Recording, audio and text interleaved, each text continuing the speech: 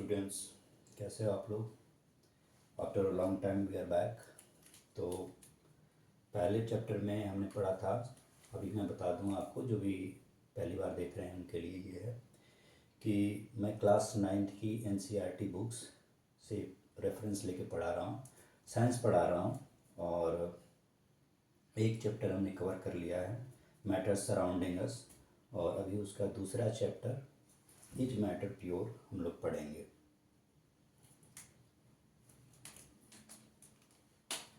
तो chapter second है is matter pure, या फिर is matter surrounding us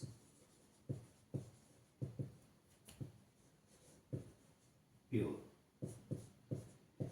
is matter surrounding us pure, जो भी मैटर हमारे आसपास है, हमारे सराउंडिंग है, वो प्योर है या इम्प्योर है, हम आज ये चैप्टर पढ़ेंगे। रेफरेंस है एनसीईआरटी बुक्स का,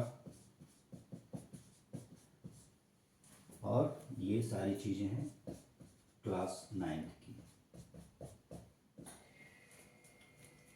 ठीक है, तो इस चीज़ को हम पढ़ेंगे कि जो भी हमारे आसपास की चीज़ें हैं वो प्योर हैं या इम्प्योर हैं। पहले चैप्टर में हमने पढ़ा था कि मैटर्स क्या होते हैं, उनकी स्टेट क्या होती है, मैटर की प्रॉपर्टीज़ क्या होती हैं, सॉलिड लिक्विड गैस हमने पढ़ा था, और ये किस चीज़ पे बेस्ड होती हैं। जैसे कि मैटर के जो पार्टिकल्स होते हैं आफ्टर में आपस में मूवमेंट करते हैं, कितनी ज़्यादा स्पेसिंग होती है उनके बीच, कितनी गैप है, उसके बेस पे डिपेंड करता है कि वो मैटर सॉलिड बनेगा या लिक्विड की प्रॉपर्टी शो करेगा या फिर गैस की प्रॉपर्टी शो करेगा। तो वो सारी चीज़ें हमने पढ़ी थी। अगर आपको रेफरेंस देखना है, वो चैप्टर 1 की वीडियो पड़ी हुई है, आप उस पर देख सकते हैं सॉलिड लिक्विड गैस के बारे में, और मैटर की क्या कॉन्स्टिट्यूएंट पार्टिकल्स होते हैं और किस बेसिस पे वो अपना फिजिकल बिहेवियर शो करते हैं। अभी जो हम लोग पढ़ेंगे उसी चीज़ को आगे बढ़ाएंगे कि जो भी मैटर्स हैं, सॉलिड लिक्विड गैस, जो भी हमारे सराउंडिंग दिख रहे हैं मैटर्स, वो किस चीज़ से बने हैं, प्योर हैं या इम्प्योर हैं। ठीक है, तो इसके लिए जो पहला चैप्टर बेस्ड था वो फिजिकल प्रॉपर्टीज़ पे बेस्ड था। फिजिकल प्रॉपर्टीज़ मतलब कि डेंसिटी क्या है, टच करने में कैसा लगता है, रिजिड कैसा है या फ्लूइडिटी कैसी है, या फिर उसके अंदर लुक से, लाइक कलर से किस तरह के ऑब्जर्वेशन आ रहे हैं, वो फिजिकल प्रॉपर्टीज होती हैं। अगर मैं पहले फिजिकल और केमिकल प्रॉपर्टीज़ को ही डिफाइन कर दूं, क्योंकि फिजिकल प्रॉपर्टीज से हमें नेचुरल वे में जो कुछ भी चीज़ें हमारे सराउंडिंग दिख रही हैं उसे डिटरमाइन होती हैं कि वो सॉलिड है, लिक्विड है या फिर गैस है। और केमिकल प्रॉपर्टीज वो होती हैं जो लैब में, एक प्रकार से लैब में जाकर उसके प्रॉपर्टीज से चेक करने पड़ते हैं, और लैब बेस्ड प्रॉपर्टी से उनको डिटर्मिनेशन होता है कि जो भी प्रॉपर्टी वो एग्जिबिट कर रहे हैं, जो भी प्रॉपर्टी वो शो कर रहे हैं, उसके पीछे रीजन क्या है। ठीक है, तो इस समय हम यही पढ़ेंगे फिलहाल, फिजिकल प्रॉपर्टीज क्या होती हैं और केमिकल प्रॉपर्टीज क्या होती हैं।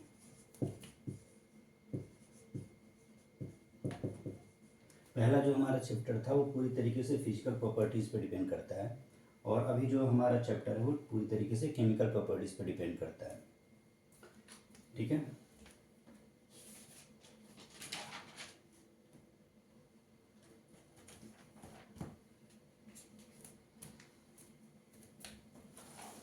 अब अगर एक एग्जाम्पल लेते हैं आइस का, वाटर का और वाटर वेपर का।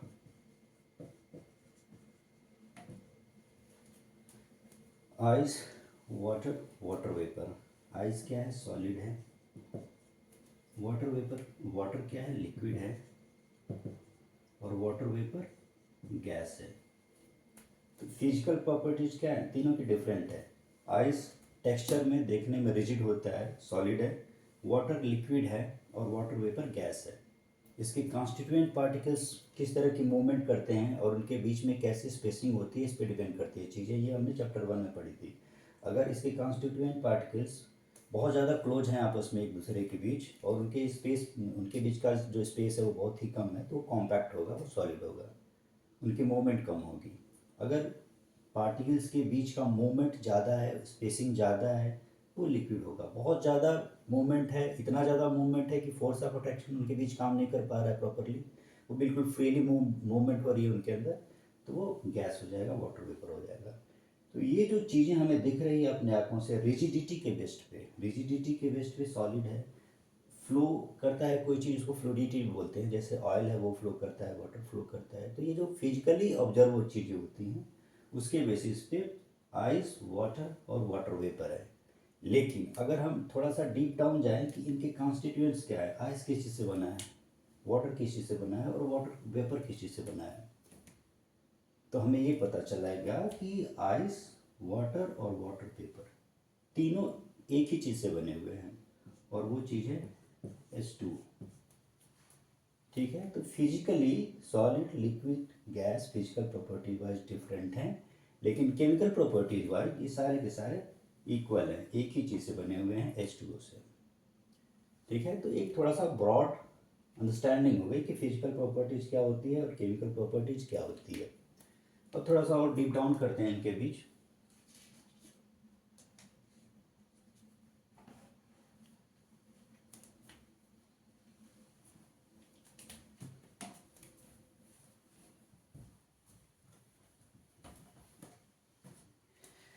फिजिकल प्रॉपर्टीज में कोई भी नया सब्सटेंस नहीं बनता है, न्यू सब्सटेंस नहीं बनेगा। फिजिकल प्रॉपर्टीज में वही चीज़ रहती है। जैसे कि आइस है, और आइस क्या में वाटर में बदल गई, तो वो कोई नई चीज़ नहीं बनी। मेनली वो उसका जो कॉन्स्टिट्यूएंट पार्टिकल है जिस चीज़ से है वो सेम ही रहता है। आइस में भी सेम है, H2O है, और वाटर में भी H2O है, वाटर वेपर में भी H2O है, तीनों के कॉन्स्टिट्यूएंट पार्टिकल सेम है। ठीक है, और फिजिकल प्रॉपर्टीज़ की मैं बात कर रहा हूँ, कॉन्स्टिट्यूएंट पार्टिकल सेम होते हैं। दूसरी चीज़ ये होती है कि ये जो चेंजेज होते हैं इनकी स्टेट में, किसी प्रकार के जो चेंज हो रहे हैं फिजिकल प्रॉपर्टीज़ में, वो टेम्परेरी इन नेचर होते हैं। कहने का मतलब ये है कि अगर आइस है, ये वाटर में बदल गया, तो इसको वापस से रिवर्स किया जा सकता है, यानी कि वाटर को वापस से आइस में चेंज किया जा सकता है।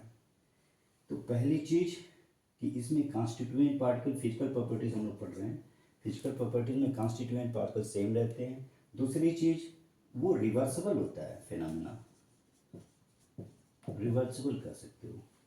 तीसरी चीज़, इसी को आप बोल सकते हो कि ये टेम्परेरी बेसिस पे है, टेम्परेरी चेंजेज होते हैं।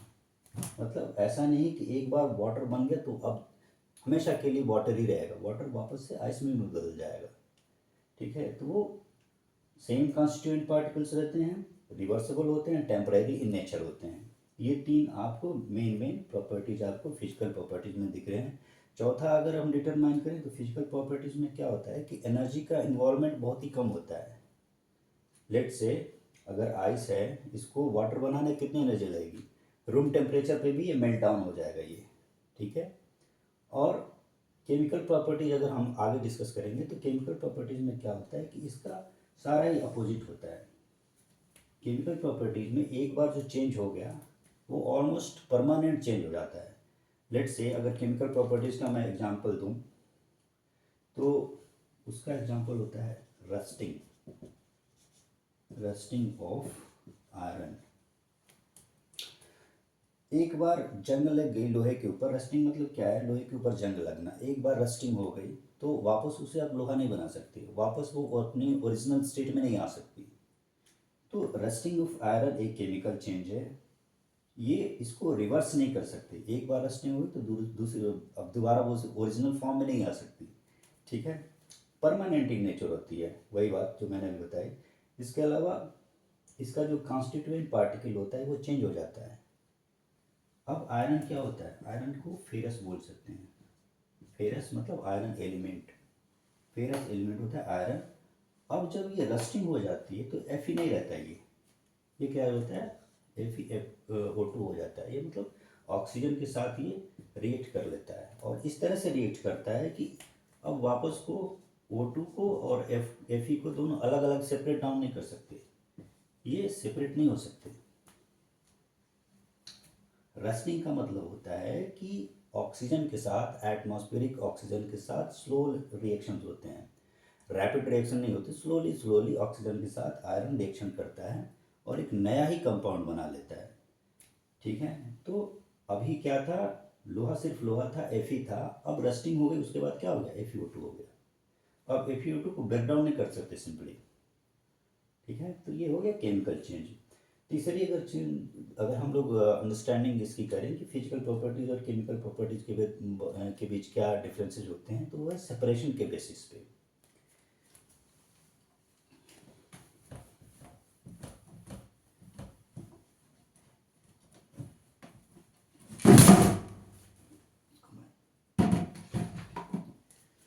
अब सेपरेशन के बेसिस के कहने का मतलब ये है कि अगर कोई चीज़ फिजिकल प्रॉपर्टीज हो रहा है या उसके अंदर फिजिकल चेंजेस हैं, तो वो ईजिली सेपरेट हो सकता है। जैसे कि चैप्टर 1 में हमने एक प्रॉपर्टीज पढ़ी थी, फिजिकल प्रॉपर्टीज, उसका नाम था इवेपोरेशन। इवेपोरेशन पढ़ी थी हमने। इवेपोरेशन का मतलब ये है कि अगर आपने सॉल्ट सोल्यूशन लिया हुआ है, पानी रखा है आपने ग्लास में, उसमें सॉल्ट रखा हुआ है, इसको फ्लेम्स के अंदर आपने इवेपोरेट कर दिया, तो वाटर इसमें से इवेपोरेट हो जाएगा और सॉल्ट सेटल डाउन हो जाएगा। तो कहने का मतलब ये है कि सॉल्ट सॉल्यूशन को सिंपल प्रोसेस इवेपोरेट करके सॉल्ट को अलग कर सकते हो आप और वाटर को अलग कर सकते हो आप। ठीक है, तो जब इस तरह की फिजिकल फिनोमिना के थ्रू, फिजिकल फिनोमिना मतलब इवेपोरेशन के थ्रू या सिंपली हैमरिंग के थ्रू या हैंड पिकिंग के थ्रू। हैंड पिकिंग क्या होता है, जैसे दाल में कंकड़ है या चावल में कंकड़ है तो हाथ से निकालते हैं, तो दाल अलग कंकड़ अलग। ठीक है, तो फिजिकल फिल्ट्रेशन के थ्रू, जैसे एक फिल्टर पेपर होता है, अगर कोई लिक्विड है उसके अंदर कुछ मिला हुआ है, लेट से लिक्विड है, पानी ही है, उसके अंदर सैंड मिला हुआ है, पानी के अंदर सैंड मिला हुआ है, आपने फिल्टर पेपर के थ्रू इसको पास किया, तो ये सैंड ऊपर रह जाएगा और वाटर नीचे आ जाएगा। तो कहने का मतलब ये है कि सिंपल फिल्ट्रेशन टेक्निक के थ्रू अगर आप उसको सेपरेट कर पा रहे हैं, तो वो क्या है, फिजिकल चेंज है या उसके अंदर फिजिकल प्रॉपर्टीज डिस्प्ले हो रही हैं। और अगर आप इन सिंपल फिजिकल प्रोसेसेस के थ्रू उस चीज़ को सेपरेट नहीं कर पा रहे हैं, तो इसका मतलब ये है कि उसके अंदर केमिकल चेंजेस हुए हैं या केमिकल प्रॉपर्टीज शो हो रहा है। ठीक है, तो ये 4-5 चीज़ें फिजिकल प्रॉपर्टीज और केमिकल प्रॉपर्टीज के अंडरस्टैंडिंग के लिए हमने सीखी। एक और चीज़ हम समझते हैं इसी के टॉपिक के अकॉर्डिंगली, और वो है एक प्रॉपर्टी है, उसको बोलते हैं इनफ्लेमेबिलिटी।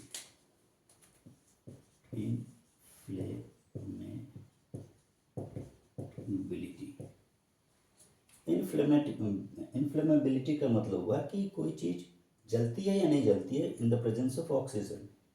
अब जैसे ऑयल है और क्या है, वाटर है।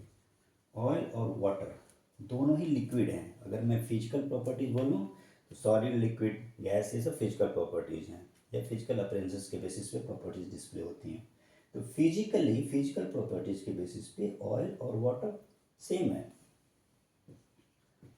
और उस प्रॉपर्टी का अगर नाम मैं बोलूँ कि कौन से प्रॉपर्टी दोनों में सेम है, तो उसको आप बोल सकते हो फ्लूइडिटी। जैसे रिजिडिटी होती है ना, सॉलिड होता है, हार्ड होता है, वैसे ही एक प्रॉपर्टी है fluidity. Fluidity is a physical property. Fluidity दोनों की सेम है, ऑयल भी फ्लो करता है और वाटर भी फ्लो करता है, लेकिन एक प्रॉपर्टी है जिसका नाम है इनफ्लेमेबिलिटी। इनफ्लेमेबिलिटी के बेसिस पे ये दोनों के दोनों डिफरेंट है। अगर ऑयल को जलाओगे, बर्न करोगे, तो ये जलेगा, इसके अंदर इनफ्लेमेबिलिटी है, पॉजिटिव है, इनफ्लेमेबिलिटी इज प्रेजेंट अंडर ऑयल। और अगर वाटर के अंदर देखा जाए तो इनफ्लेमेबिलिटी क्या है, नॉट प्रेजेंट, डिफरेंट है इनफ्लेमेबिलिटी के बेसिस पे। अगर पानी और आग का देखा जाए तो बिल्कुल अपोजिट रिएक्शन है। आग से अगर पानी जलाने की कोशिश करेंगे नहीं जलेगा, आग से अगर आप ऑयल जलाने की कोशिश करेंगे जल जाएगा।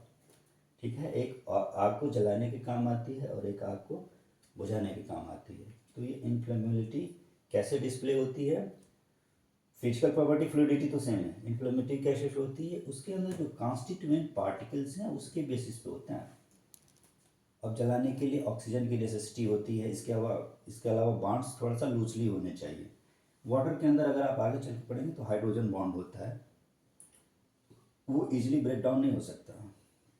ऑयल के अंदर नाइट्रोजन होता है, सल्फर होता है, बहुत सारी चीज़ें होती हैं जो कि ऑक्सीजन के साथ इजीली रिएक्ट करके उसको हेल्प करती हैं बर्निंग में। तो उसका जो केमिकल कॉन्स्टिट्यूएंट है उसके बेसिस पे वो प्रॉपर्टी जो शो करेगा वो इन्फ्लेमेबिलिटी है, और फिजिकल प्रॉपर्टी यानी कि फ्लूइडिटी के बेस पे ये दोनों के दोनों सेम है। तो केमिकल प्रॉपर्टीज और फिजिकल प्रॉपर्टीज किस तरह की होती हैं और उनके पीछे का रीजन क्या है, ये एक कॉन्सेप्ट मैंने देने की कोशिश करी है इस चीज़ को। अब ये सब क्यों कर रहा हूँ, क्योंकि आगे जब आप चलेंगे पहले चैप्टर में सारा कुछ फिजिकल प्रॉपर्टीज़ के बेस पे था। अब ये जो हम दूसरा चैप्टर पढ़ रहे हैं, is matter surrounding us pure, ये वाला जो चैप्टर है वो पूरी तरीके से केमिकल प्रॉपर्टीज़ के बेसिस पे है। तो जब तक हमें फिजिकल प्रॉपर्टीज़ और केमिकल प्रॉपर्टीज़ के बीच का डिफरेंस नहीं समझ में आएगा तब तक हम चीज़ों को ठीक प्रकार से आगे नहीं बढ़ा पाएंगे। ठीक है।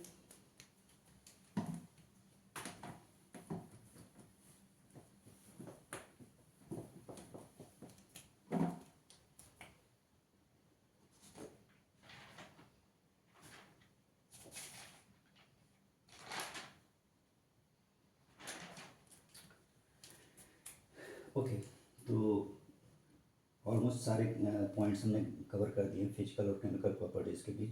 जो मोस्ट इम्पॉर्टेंट है वो ये कि फिजिकल प्रॉपर्टीज़ जो भी होती हैं, सॉलिड लिक्विड गैस, अगर उनके अंदर स्टेट में चेंज हो रहा है या किसी भी वजह से अगर फिजिकल चेंजेज आ रहे हैं तो उसमें कॉन्स्टिट्यूएंट पार्टिकल चेंज नहीं होते हैं। H2 है तो H2 ही रहेगा चाहे कोई भी स्टेट हो। केमिकल प्रॉपर्टीज में एक थर्ड चीज़ आ जाती है। लेट्स से अगर कोई चीज़ है जिसका नाम है पोटैटो,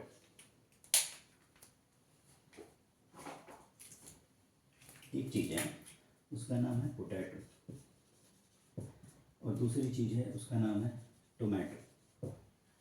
तो एक एलिमेंट पोटैटो, दूसरा एलिमेंट टोमेटो, दोनों कुछ इस तरह से मिक्सिंग होगी इनकी कि ना तो ये पोटैटो रह जाएगा ना ये टोमेटो रह जाएगा, एक तीसरी ही आइटम बना लेगा, उसको आप बोल सकते हो टोमेटो। ठीक है। तो कहने का मतलब ये है कि केमिकल प्रॉपर्टीज़ में या केमिकल चेंजेज को, जो भी केमिकल चेंजेज होते हैं, केमिकल चेंजेज मतलब परमानेंट चेंजेज जिसमें बहुत ज़्यादा एनर्जी की ज़रूरत पड़ती है, जो केमिकल लैब में होते हैं, जैसे कि रिएक्शंस केमिकल अलग अलग डिफरेंट केमिकल कंपाउंड से रिएक्ट कराने से प्रोड्यूस होते हैं, या फिर बहुत ज़्यादा हीट करने से वो प्रोड्यूस होते हैं।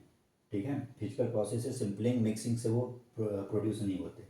तो केमिकल चेंजेज में जो भी नेचर होता है वो एक थर्ड आइटम, एक तीसरी चीज़ प्रोड्यूस हो जाती है, और उसके जो कॉन्स्टिट्यूएंट पार्टिकल्स हैं, कॉन्स्टिट्यूएंट पार्टिकल्स मतलब जिस चीज़ से वो बना है वो अपनी आइडेंटिटी लूज कर देता है। फॉर एग्जाम्पल H2O है, अब H2 अलग है, ऑक्सीजन अलग है। आपको पता है हाइड्रोजन क्या होता है, अगर फ्री हाइड्रोजन हो तो गैस होता है, फ्री अगर ऑक्सीजन हो तो गैस होता है, लेकिन जब ये कंबाइन करते हैं तो क्या एक तीसरी ही चीज़ निकल के आ जाती है, वो लिक्विड हो जाती है।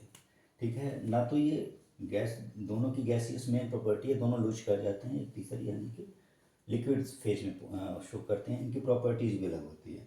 ऑक्सीजन आपकी पता है इसकी क्या प्रॉपर्टी होती है, किसी भी चीज़ को बर्न करने के लिए ऑक्सीजन ज़रूरी होता है। ऑक्सीजन किस लिए ज़रूरत होती है, किसी चीज़ को अगर बर्न करना है, जलाना है, तो बिना ऑक्सीजन के वो बर्न नहीं कर सकती। अब वही जब पानी बन जाता है, वाटर बन जाता है, तो उल्टा हो जाता है, किसी बर्न की हुई की जिस चीज़ को जल रही हो उसको भी अगर पानी डाल दे तो क्या होगा, बुझ जाएगा। एकदम से प्रॉपर्टी चेंज हो गई ना। एक जगह जहाँ ऑक्सीजन जलाने के काम आ रहा है, उसका जो भी तीसरा जो प्रोडक्ट बना है H2O बना है हाइड्रोजन के साथ रिएक्शन करके, वो क्या हो रहा है, उसी आग को बुझाने के काम आ रहा है। तो प्रॉपर्टी ही टोटल चेंज हो गई, इनकी अपनी इंडिविजुअल आइडेंटिटी खत्म हो गई, एक थर्ड प्रॉपर्टी क्रिएट हो गई। तो ये होते हैं केमिकल प्रॉपर्टीज़ की वजह से।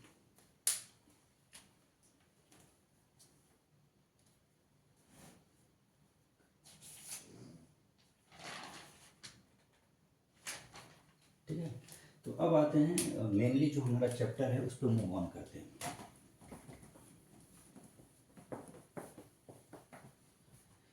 एक बार फिर से मैं चैप्टर का नाम लिख देता हूँ यहाँ पे, इसमें थोड़ा सा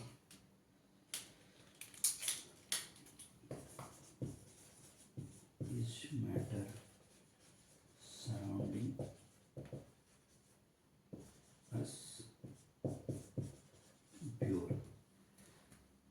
चैप्टर के मेन टॉपिक पे आते हैं। हमने कॉन्सेप्ट देख लिया, केमिकल प्रॉपर्टीज़ क्या होते हैं, फिजिकल प्रॉपर्टीज़ क्या होते हैं। अब इसमें यह है कि कोई चीज़ प्योर है या फिर प्योर नहीं तो क्या है, इम्प्योर है। दो ही पॉसिबिलिटीज़ हैं। इम्प्योर को अगर हम बोलें कि कोई चीज़ प्योर कैसे बोलते हैं, शुद्ध दूध है। शुद्ध दूध का मतलब क्या है, जो जनरल कॉन्सेंसस है, पब्लिक कॉन्सेंसस है, एक लेमन टाइप का आइडिया है, वो क्या है, दूध अगर शुद्ध कैसे है, तब तक है जब तक कि उसमें पानी ना मिला हो। पानी अगर मिल गया तो दूध प्योर नहीं है। घी है, घी प्योर है तब तक जब तक कि उसमें कोई और चीज़ ना मिली हो। अगर कोई और चीज़ मिल गई तो मतलब कि वो प्योर नहीं रही। तो सिंपल सा लॉजिक है कि अगर कोई चीज़ एक ही चीज़ की है, दूध है तो दूध ही रहना चाहिए, उसके अंदर पानी नहीं रहना चाहिए। घी है तो घी ही रहना चाहिए, उसके अंदर कोई ऑयल या कोई थर्ड चीज़ नहीं रहनी चाहिए। तो अगर सिंपल एक चीज़ है, सिंगल सब्सटेंस, ठीक है, अगर कोई चीज़ सिंगल सब्सटेंस से बनी हुई है, that means that particular thing is pure. अगर वो चीज़ एक से ज़्यादा चीज़ से बनी हुई है, ठीक है, मोर देन वन, कोई चीज़ अगर एक से ज़्यादा चीज़ से बनी हुई है या ओरिजिनली एक ही चीज़ होनी चाहिए लेकिन उसमें दूसरी तीसरी चौथी चीज़ आ गई तो मतलब क्या है, वो इम्प्योर है। इम्प्योर मतलब कि उसमें कोई चीज़ मिलावट आ गई है, मिक्सिंग हो गई है। यानी इम्प्योर जो सब्सटेंस है उसको आप क्या बोल सकते हो, मिक्सचर, ठीक है। या तो प्योर सब्सटेंस है या फिर वो क्या है, उसके अंदर कुछ मिला हुआ है। मिला हुआ मतलब क्या है, मिक्सचर है। ब्रॉड वे में, लेमन लैंग्वेज में ये डिफरेंस है। प्योर है तो उसमें सिंगल सब्सटेंस है, सिंगल एक ही चीज़ से बनी है। इम्प्योर है तो वो मिक्सचर है, बहुत सारी चीज़ों से बनी हुई है इनफैक्ट वो। अब इसमें थोड़ा सा ग्लिच है। इम्प्योर सब्सटेंस भी अगर वो मिक्सचर भी है तो मिक्सचर कुछ इस तरह से है कि उसके कॉन्स्टिट्यूएंट पार्टिकल्स ने अपनी आइडेंटिटी लॉन्च कर दी। अब आप कोई ये नहीं बोल सकता कि ये दो चीज़ें से मिली हुई है, ठीक है। वो कुछ इस तरह से मिल गई हैं कि कुछ इतना अच्छे वे में मिल गई हैं, इतना प्रॉपर्ली मिक्सअप हो गई हैं कि वो ऐसा लग रहा है कि एक ही आइटम है, सिंगल आइटम है। अगर कोई इम्प्योर भी है, अगर कोई चीज़ मिक्सड अप भी है, लेकिन वो इतने अच्छे वे में मिक्सड है कि जिन चीज़ों से मिल के वो बनी है, जो उसके कॉन्स्टिट्यूएंट पार्टिकल्स हैं, आप पहचान नहीं सकते कि वो किस चीज़ से मिल के बनी है। मतलब कि वो अपनी आइडेंटिटी लॉन्च कर दें या फिर उनको फिल्टर आउट नहीं कर सकते, तोड़ नहीं सकते, छान नहीं सकते उनको, ठीक है, इवोपरेट करके अलग अलग नहीं कर सकते, किसी भी वे में हैमर करके तोड़ के अलग नहीं कर सकते।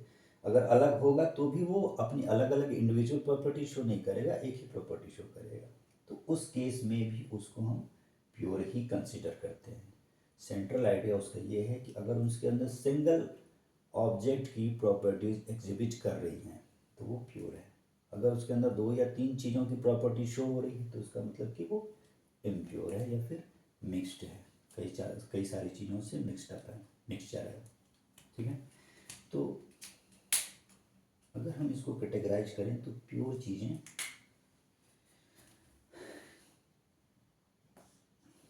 तो इसका प्योर चीज़ में आएगा एलिमेंट और दूसरी प्योर चीज़ है कंपाउंड,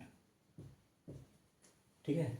अगर प्योर सब्सटेंसेस को फर्दर ब्रेक डाउन करें कि प्योर सब्सटेंसेस में क्या क्या चीज़ें आएंगी, तो प्योर सब्सटेंसेस में मेनली दो चीज़ें आएंगी, एलिमेंट और कंपाउंड। एलिमेंट क्या है, कंप्लीटली प्योर है। जैसे ये पूरा घर किस चीज़ से बना है, ईंटों से बना है, सारा घर ईंटों से बना है। फिर ईंटों के अंदर कुछ मिक्सिंग करी गई है। ईंटों के अंदर क्या मिक्सिंग करी गई है, सीमेंट मिक्स करा गया है, फिर उस पर जो भी पुट्टी करी गई है वो मिक्सअप है, वाटर मिक्स करा गया है, हजार चीज़ें ईंट के ऊपर चढ़ाई गई हैं, मिक्सिंग करी गई है, ठीक है। लेकिन ओरिजिनल जो ईंट है, वो ब्रिक है, वो क्या है, एलिमेंट है। ब्रिक प्योर है, ब्रिक के अंदर सिर्फ ब्रिक ही है, ठीक है, और कुछ नहीं है। इस घर की सारा कुछ बना हुआ है, उसका जो बेसिक एलिमेंट अगर कहा जाए, बेसिक जिस चीज़ से बना है वो ब्रिक से, ईंटों से बना हुआ है। तो वो एलिमेंट एक तरह से कंपेयर कर सकते हैं ब्रिक को। तो एलिमेंट क्या होता है, एलिमेंट सिर्फ उसी चीज़ से बना होता है, किसी और चीज़ से मिक्सअप नहीं होता है, तो उसको बोलते हैं एलिमेंट, ठीक है।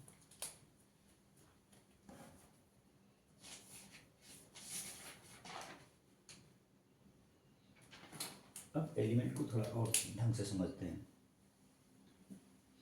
अब छोटा सा सा ये कंपाउंड भी समझ लेते हैं यहीं पे। एलिमेंट को हम और अच्छे वे में समझेंगे। अच्छे वे का मतलब ये है कि इसकी जो फर्दर सेग्रीगेशन है, ब्रेकडाउन है इसके एलिमेंट के अंदर कौन कौन से चीज़ें होती हैं, किस चीज़ को कंसीडर करते हैं, वो हम समझेंगे। कंपाउंड सिंपल है। कंपाउंड का मतलब ये है कि दो एलिमेंट या दो से ज़्यादा एलिमेंट, जैसे कि अभी थोड़ी देर पहले मैंने डिस्कस करा, कुछ इस तरह से मिक्सअप हो जाए कि वो अपनी आइडेंटिटी लूज करते हैं, तो वो कंपाउंड हो जाता है। फॉर एग्जांपल सिंपल अभी जो मैंने जिस चीज़ को डिस्कस करा वो है H2O।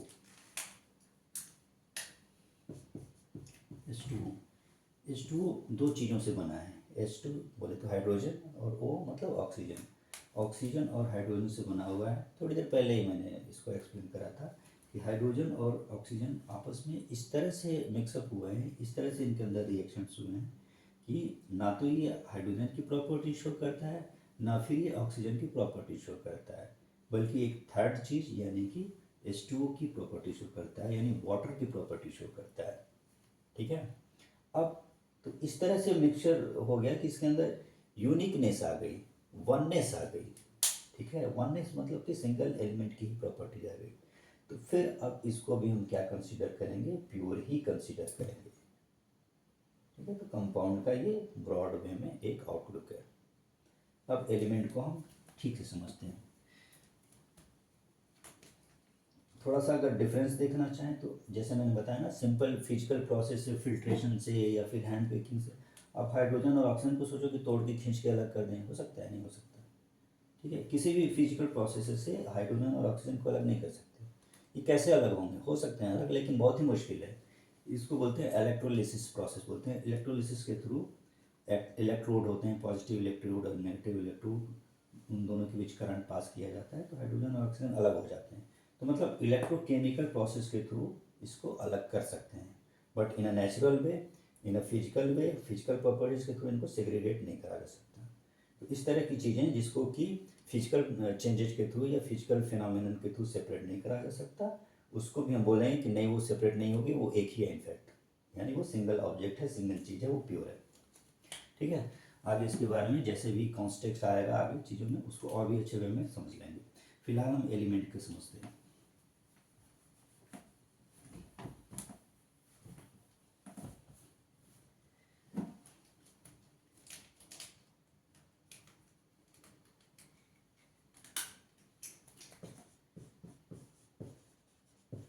एलिमेंट, एलिमेंट का जो वर्ड है जिसको टर्म बोलते हैं, term element. Term element was first used by Robert Boyle. Robert Boyle, sort of GK, GK की तरह इसको ध्यान रखना है। In the year 1661।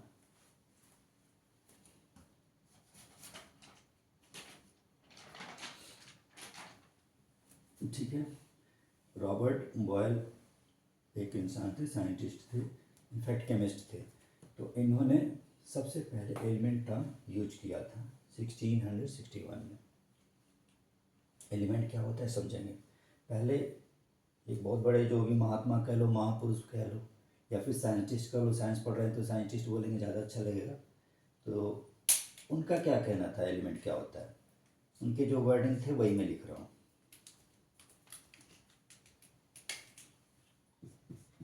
An element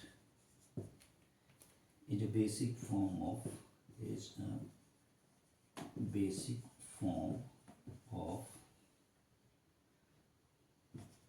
matter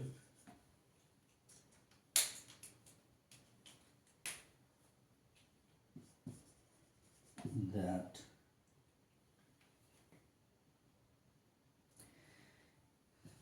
contains only one type of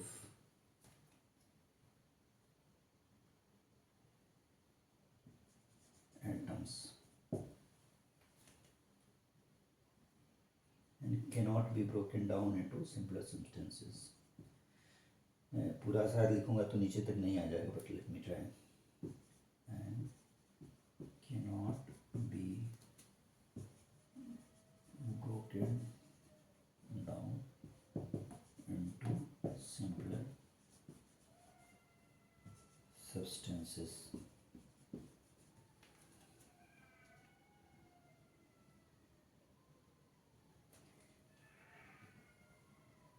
by chemical reactions।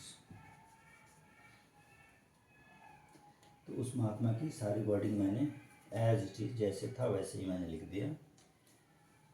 An element की define कर रहे हैं और उस महात्मा का नाम मैं लिख देता हूँ या फिर साइंटिस्ट का नाम लिख देता हूँ। और उस साइंटिस्ट का नाम था लेवोजियर।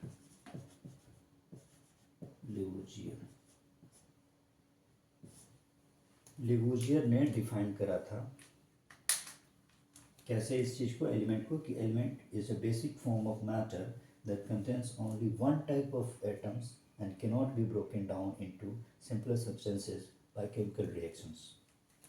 कहने का मतलब ये है कि जब अभी मैं H2O को बात कर रहा था कि H2O को केमिकल प्रोसेस के थ्रू केमिकल प्रोसेस के थ्रू इलेक्ट्रोड्स के थ्रू करंट पास करके हाइड्रोजन और ऑक्सीजन में चेंज कर सकते हैं, लेकिन ये जो एलिमेंट है वो वैसे भी नहीं टूटेगा। ठीक है, अगर H2O को इलेक्ट्रोलिसिस के थ्रू तोड़ेंगे तो H2 और ऑक्सीजन यानी O2 में वो ब्रेक डाउन हो जाएगा। अब O2 और H2 जो भी है इन जिन टुकड़ों में वो बच गया है उनको फर्दर ब्रेक डाउन नहीं कर सकते केमिकल प्रोसेस के थ्रू भी। मतलब कुछ भी कर लो, कैसे भी कर लो, चाहे फिजिकल प्रोसेस कर लो चाहे केमिकल प्रोसेस कर लो, किसी भी वे में अगर वो सेग्रीगेट नहीं हो रहा है, फर्दर ब्रेक डाउन नहीं हो रहा है, तो इस तरह के बेसिक सब्सटेंसेस को बोलते हैं एलिमेंट। ठीक है,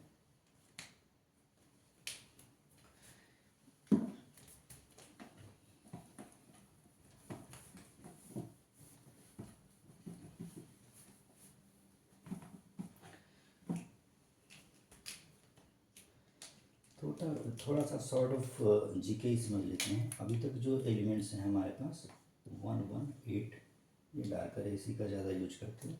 111 एलिमेंट्स है, 118 एलिमेंट्स हैं।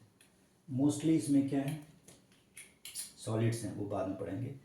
इसमें से 92 नेचुरल हैं, ज़्यादातर जो कुदरत ने बना रखे हैं, नेचर में अवेलेबल हैं, जो माइनिंग के थ्रू निकलते हैं या फिर एटमॉस्फेयर में पाए जाते हैं फ्रीली। तो मैक्सिमम 92 इसमें से नेचुरल हैं, कुछ हमने भी बनाया, मतलब मैन मेड भी, मैंने नहीं बनाया, इनफैक्ट साइंटिस्ट ने बनाया होगा, मैन मेड है। तो मैन मेड एलिमेंट्स भी करीब करीब मान लो 28 के आसपास मैन मेड है। 26 man made elements. Man made elements कैसे बनते हैं, रिएक्शन करके मतलब ये है कि थोरियम एक एलिमेंट है, यूरेनियम और प्लूटोनियम दोनों को टकराओ तो ये थोरियम या और भी इस तरह के मैन मेड एलिमेंट्स बनाए जा सकते हैं। हालांकि वो बहुत ही टीडियस और बहुत ही मुश्किल प्रोसीजर है और बहुत ही हैवी लैब होते हैं, उसके लिए बहुत ज़्यादा एनर्जी की रिक्वायरमेंट होती है उसकी। हाइड्रोजन बम बनाने में जिस प्रोसीजर का यूज होता है, हाइड्रोजन फिजन, उस तरह की प्रोसीजर के थ्रू ये नए सब्सटेंसेस बनते हैं। आपस में दो रेडियोएक्टिव जो एलिमेंट्स होते हैं उनके आपस में टकराने की वजह से, कोलिजन की वजह से। तो वो आगे की चीज़ें हम बाद में पढ़ेंगे। तो कहने का मतलब है कि कुछ ऐसे एलिमेंट्स हैं जिनसे इंसान ने भी बनाया हुआ है। तो ऑलमोस्ट 26 मैन मेड है और 92 नेचुरल एलिमेंट्स हैं। ठीक है, इन ऑल अभी तक 118 एलिमेंट्स हमें नोन है, बहुत सारे होंगे लेकिन हमें पता अभी 118 है।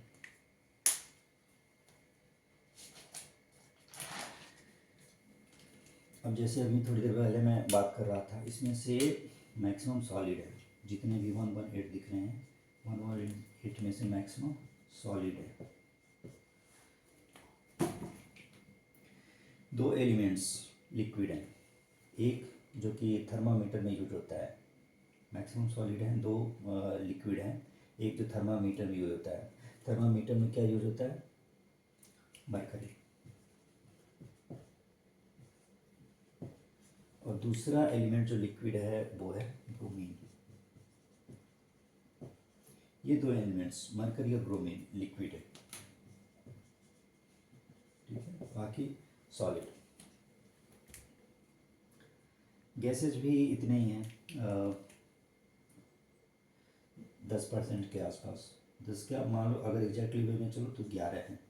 11 एलिमेंट्स ऐसे हैं जो कि गैस हैं। मैक्सिमम मतलब 100 के आसपास समझ लो आप सॉलिड हैं।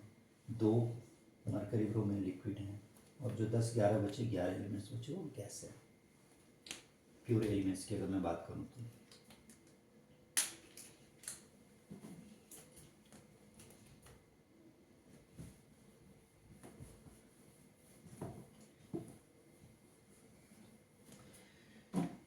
प्योर में एलिमेंट्स आते हैं, कंपाउंड्स आते हैं।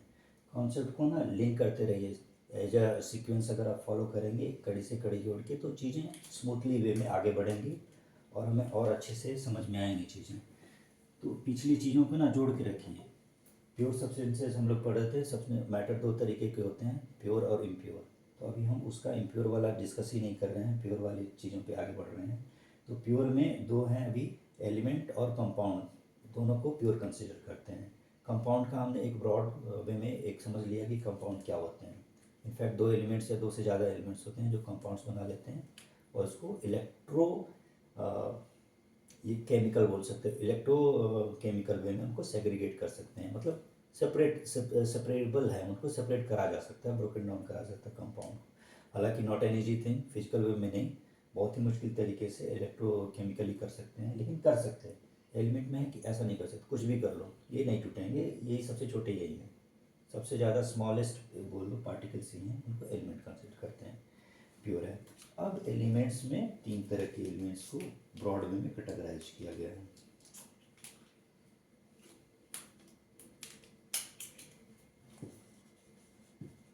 मेटल्स, नॉन मेटल्स और दोनों के बीच का मेटलाइट्स। मेटल्स, नॉन मेटल्स और मेटलाइट्स हैं।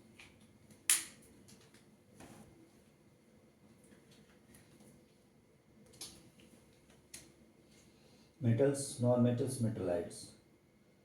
पहले सिमिलरिटी समझ लेते हैं, तीनों के बीच में कॉमन क्या है, सेम क्या है, सबके सब एलिमेंट्स होते हैं, इनफैक्ट सारे के सारे एलिमेंट्स होते हैं।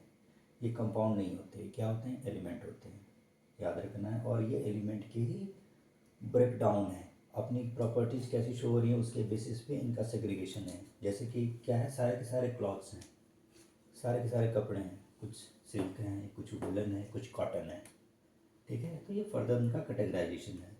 अब उनकी सिल्क, कॉटन और वुलन क्यों बोल दिया, क्योंकि प्रॉपर्टीज अलग है। सिल्क वाला कपड़ा गर्मी में पहन सकते हैं, वुलन वाला कपड़ा सर्दी में पहन सकते हैं। इस तरह से अलग अलग यूसेस, अलग अलग प्रॉपर्टीज, उसके बेसिस पे उनका अलग अलग कैटेगराइजेशन किया गया, ठीक है।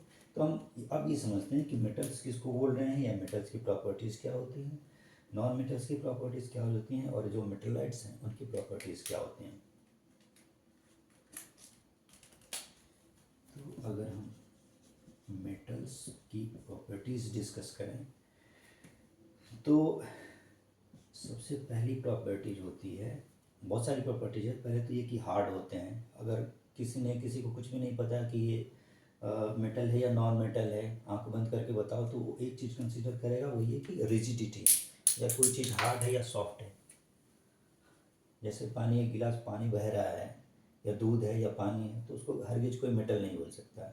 लेकिन जिस चीज़ के अंदर दूध है या जिस चीज़ के अंदर पानी है, उसको क्या कोई बोल सकता है कि हाँ जी वो मेटल है। तो पहली चीज़ आप बोल सकते हो कि मेटल्स आर हार्ड, या फिर मेटल्स आर रिजिड, हार्ड होते हैं। लेकिन उससे भी ज़्यादा इम्पोर्टेंट क्या है,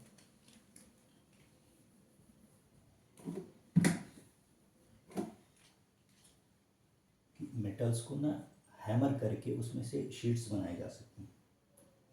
उस चीज़ को बोलते हैं मैलिएबिलिटी। मेटल्स मैलिएबल होते हैं, मतलब उनको हैमर डाउन करके उसकी पतली पतली चादरें बनाई जा सकती हैं। अगर इसको आपने देखा हो कहीं तो कैसे इसको बताएंगे, जैसे कि रोटी को लपेटने के लिए जो एल्युमिनियम फाइल होती है ना, पतली सी एल्युमिनियम फाइल होती है, या फिर ब्लेड होती है, शेविंग जो ब्लेड होती है, वो क्या होती है, पतली सी होती है। एल्युमिनियम फाइल भी पतली सी होती है। ओरिजिनली ऐसा नहीं रहा होगा, ओरिजिनली कोई बड़ा सा मेटल का गट्ठरी टाइप का निकला होगा, एक बहुत बड़ा टुकड़ा होगा मेटल का, बहुत बड़ा, मान लो गोल या चौकोर, रेक्टेंगुलर या फिर सर्कुलर या फिर स्पेरिकल, शॉर्ट पुट की तरह या बॉल की तरह, कैसा भी है रफ वे में मेटल होगा, उसको हैमर करा। हैमर मतलब कि बड़े बड़े पत्थरों से मैकेनिकल वे में हैमर डाउन करा, इसको चोट पहुंचाई, तो ये इसका ये फैल गया। फैल गया मतलब कि इसके अंदर इतनी प्रॉपर्टीज है कि ये टूटेगा नहीं, टूटने के बगैर ये एक्सपैंड कर जाएगा। एक्सपैंड करने का अगर और थोड़ा सा अच्छे वे में बोले तो उसके अंदर फैक्ट्री के अंदर शीट्स बना जा सकती हैं, चादरें बनाई जा सकती हैं। और ये भी अपने आप में एक प्रॉपर्टी है। पत्थर का टुकड़ा होता है, पत्थर का टुकड़े को उसको हैमर डाउन करोगे तो एक्सपेंड होगा। कांच का टुकड़ा है, उसको हैमर डाउन करोगे तो वो स्टेच करके आपस में फैल करके शीट्स बनाएंगे? नहीं बनाएंगे।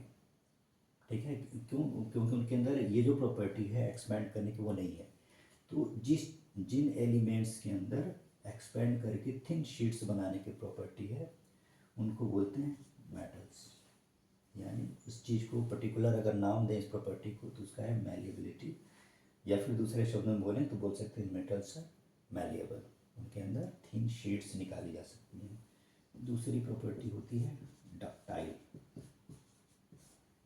डक्टाइल का मतलब ये है कि मेटल्स का जो ओर है या जो मेटल्स का जो भी रॉक एक तरह का मान लो, उस ब्रॉड या रॉ मेटल से हम लोग वायर्स बना सकते हैं।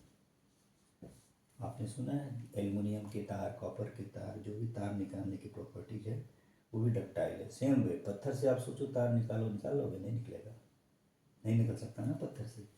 तो ये जबकि आयरन का अगर कोई मास और शॉर्ट पुट हो उसको पिघला दो, पिघलाने के बाद मान लो एक छन्नी टाइप की चीज़ हो, जैसे आटा छानने वाली छन्नी है, लिक्विड जैसा पिघला दिया अगर छान रहे हो तो एक एक तार जैसा निकाल सकते हो। मतलब कि मेटल्स के अंदर ये प्रॉपर्टी होती है कि उसके अंदर आप वायर्स बना सकते हो। इस चीज़ को क्या बोलते हैं? डक्टाइल। तीसरी प्रॉपर्टी होती है कि sonorous. Metals are sonorous. Sonorous का मतलब ये होता है कि एक रिंगिंग साउंड होती है मेटल्स के थ्रू।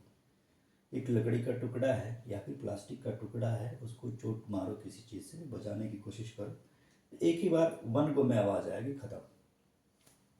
सोनोरस का मतलब है कि अगर किसी चीज़ को उस पर चोट पहुंचाओ या घंटी बजाने की कोशिश करो, मंदिरों में जो घंटियाँ लगी होती हैं, तो आपने स्ट्राइक करने के बाद वो हटा लिया चीज़, जिस चीज़ से भी आप चोट कर रहे हो, उसके थोड़ी देर बाद तक उसकी आवाज़ गूंजती रहती है। गूंजती रहती है मतलब कि उसमें से वाइब्रेट करती रहती है।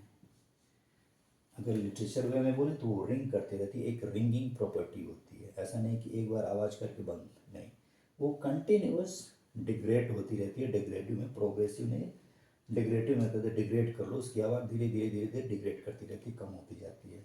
तो उस रिंगिंग वे में जो भी साउंड होती है उसको बोलते हैं सोनोरस। तो मेटल्स क्या होते हैं? मैलिएबल होते हैं, डक्टाइल होते हैं, सोनोरस होते हैं। ये 3-4 चीज़ें मैं इसलिए समझा रहा हूँ कि बाकी चीज़ें आप खुद समझ सकते हो। जैसे कि हार्ड है उसको समझाने की ज़रूरत नहीं है, शाइनी है उसको भी समझाने की ज़रूरत नहीं है। अगर आपके एक और प्रॉपर्टी वैसे मेंशन कर लेते हैं इस चीज़ को भी, मेटल्स के अंदर एक शाइनिंग होती है, ठीक है, दे शाइन।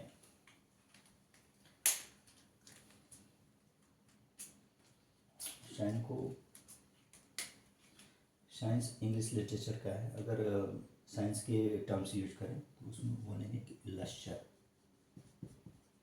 मेटल्स के अंदर एक लश्चर होती है। लश्चर का मतलब ये है कि छत पे सूरज के ऊपर के नीचे, जब सूरज की धूप में छत पे अगर आप कपड़े सुखा रहे हैं और उस पर कोई बर्तन भी पड़ा हुआ है, तो कपड़े की एक मान लो शाइनिंग होगी, जो भी रिफ्लेक्शन होगा सनरेज का, और थाली, प्लेट या चम्मच, कटोरी अगर छत पे पड़ा तो उसकी रिफ्लेक्शन, दोनों में डिफरेंस है। तो आप बता सकते हो कि जो चम्मच है उसके अंदर ज़्यादा शाइनिंग है।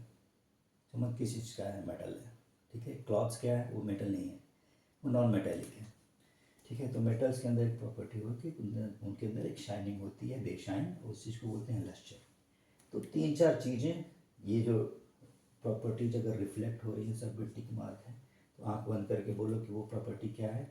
मेटल है। अगर कोई एलिमेंट मैलिएबल है, डक्टाइल है, सोनोरस है और उसके अंदर लश्चर है, तो वो एलिमेंट क्या है? मेटल है, ठीक है। अगर ये सारी चीज़ें नहीं है तो नॉन मेटल है, ठीक है।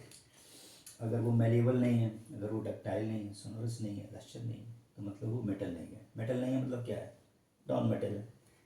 अब एक और इम्पोर्टेंट डिफरेंस समझ लेते हैं इनके बीच।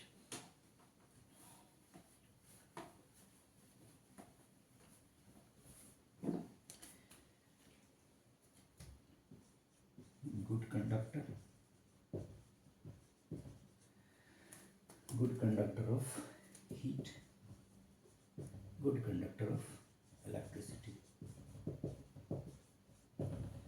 Metals are good conductor of heat or good conductor of electricity. Non-metals are not. They are not good conductors of heat. They are not good conductors of electricity. अब कंडक्टर का मतलब समझ रहे हो आप क्या है? गुड कंडक्टर बैड कंडक्टर हम समझेंगे, लेकिन थोड़ा सा कॉन्सेप्ट समझते हैं। मान लीजिए यहाँ पे आग जल रही है, फ्लेम्स हैं, सर्दियों के दिन में लोग अलाव जलाते हैं, आग जलाते हैं। अब कोई इंसान इस आग के टुकड़े को लकड़ी से टच कर रहा है, वुडन आइटम से लकड़ी से टच कर रहा है। आग, लकड़ी ने यहाँ आग पकड़ भी लिया, ठीक है, फ्लेम्स की वजह से लकड़ी ने आग पकड़ भी लिया।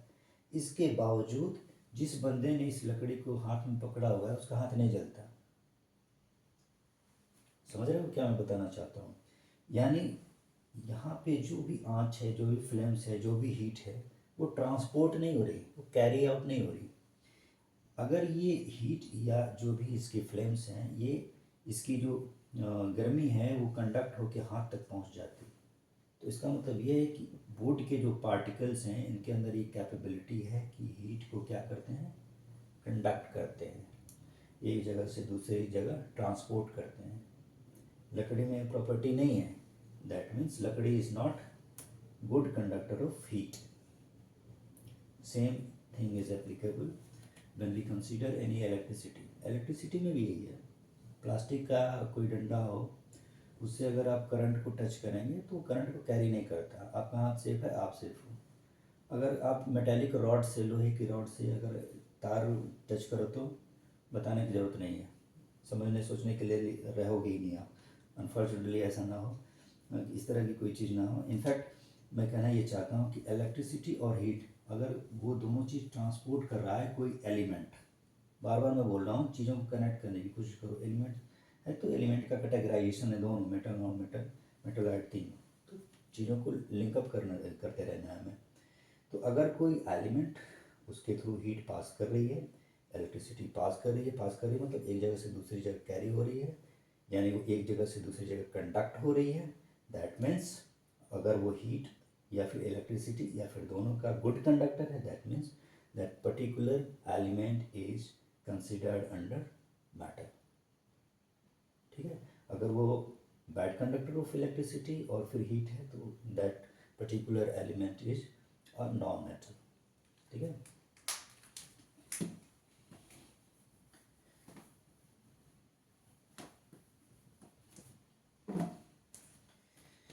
अब एक भाई साहब होते हैं मेटलाइट, ना तो ये राम होते हैं ना रहीम होते हैं, ये रीम हो जाते हैं, ठीक है। राम और रहीम दोनों ही हो जाते हैं, मतलब कुछ प्रॉपर्टीज इनके अंदर मेटल की भी होती है और कुछ प्रॉपर्टीज नॉन मेटल की भी होते हैं। हालांकि इस वजह से ये बहुत ही इम्पोर्टेंट हो जाता है, जिसके अंदर मेटल इंटरमीडिएट प्रॉपर्टी शो हो रही हैं मेटल की और नॉन मेटल दोनों की, अगर इंटरमीडिएट प्रॉपर्टी शो हो रही हैं, इस तरह के एलिमेंट को मेटलॉइड बोलते हैं। और metalloids are very very useful in nowadays, हमेशा से ये बहुत ही इंपॉर्टेंट होते हैं मेटलॉइड।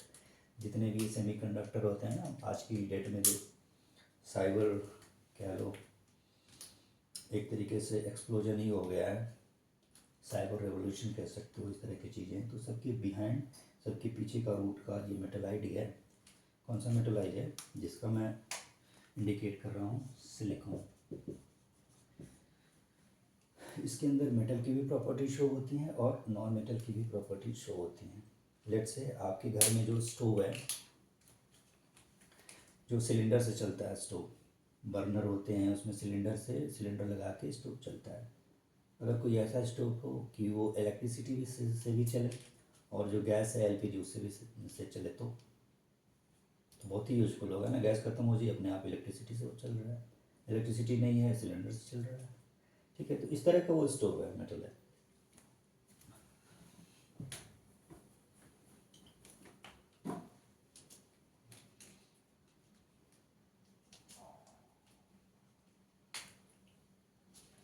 अब मेटोलाइट्स में एक का नाम मैंने ले लिया, वो है सिलिकॉन। दूसरा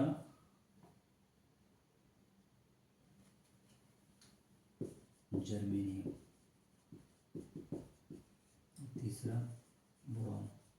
याद रखिएगा 3 मेटलॉइड्स हैं बहुत important. Silicon mostly used silicon, दूसरा जर्मेनियम और तीसरा बोरॉन। ये 3 मेटलॉइड्स हैं properties. They show intermediate properties between metal and non metal.